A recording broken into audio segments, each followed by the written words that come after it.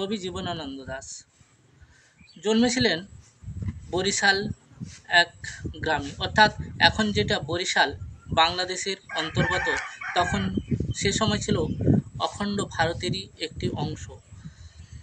সময়কাল 1899, 17 ফেব্রুয়ারি তিনি জন্মগ্রহণ করেছিলেন এবং কয়েক বছর পর অর্থাৎ 22 অক্টোবর তিনি প্রয়াত হন।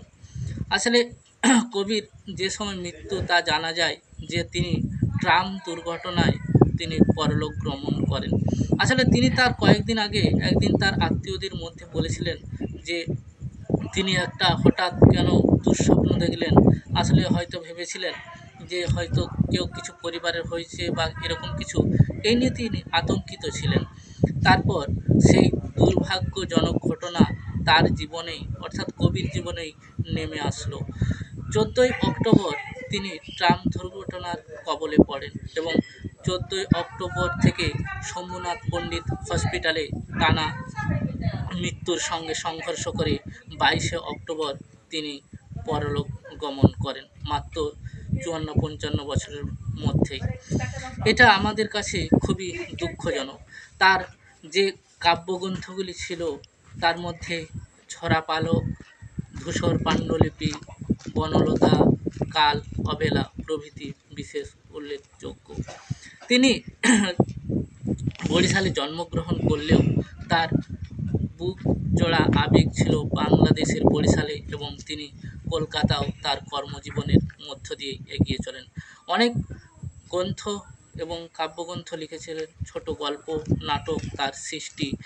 আমাদের সব থেকে বেশি যে কবিতা রূপসী বাংলা তা আজও আমাদের পাঠ্য বইয়ে অনেক সময় পড়েছি, এখন তা জানি না কোনো পাঠ্য বই আছে কি নেই, কিন্তু আমরা যেই সময়টা পড়েছি এই পাঠ্য বই কবিতাটা পেয়েছিলাম। আসলে তিনি বাংলার যে প্রকৃতিকে ফুটিয়ে তুলেছিলেন তা অনবদ্যভাবে এবং তার সেই কবিতার মধ্যে দিয়ে আমাদের এক গ্রাম বাংলার ছবি ফুটিয়ে তোলেন।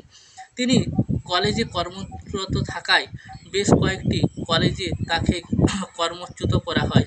প্রথমত তিনি যে কলেজে ছিলেন অর্থাৎ সিটি কলেজে সেই সময় সরস্বতী পূজাকে কেন্দ্র করে বিরোধ এবং তা থেকে তাকে কর্মচ্যুত হতে হয় এবং পরবর্তীকালে এইভাবে কয়েকটি কলেজের তিনি কর্মজীবন থেকে তার ছেদ পড়েন।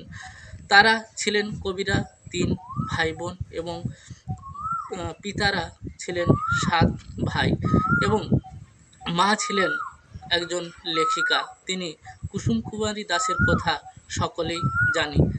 তার সেই বিখ্যাত কবিতা আমাদের দেশে হবে সেই ছেলে কবে, সেই কবিতার লাইন আজও মনে পড়ে। আসলে জীবনানন্দ দাশ এমন একজন কবি যা রবীন্দ্র পরবর্তীকালে এবং সাহিত্যিক বুদ্ধদেব বসুও বলেছিলেন যে কবির যে লেখা তা আমাদের সত্যি হয়তো একটু জটিল ভাষা বা আধুনিক ভাষার একটু কঠিনও হলেও, কিন্তু তা হলেও তিনি ছিলেন আসলে বাস্তববাদী। তাই তো জীবনানন্দ দাশকে আমরা আজও সকলে মনে রাখি এবং তিনি আমাদের চিরস্মরণীয় কবি হিসাবে থাকবেন। আজ এই পর্যন্ত।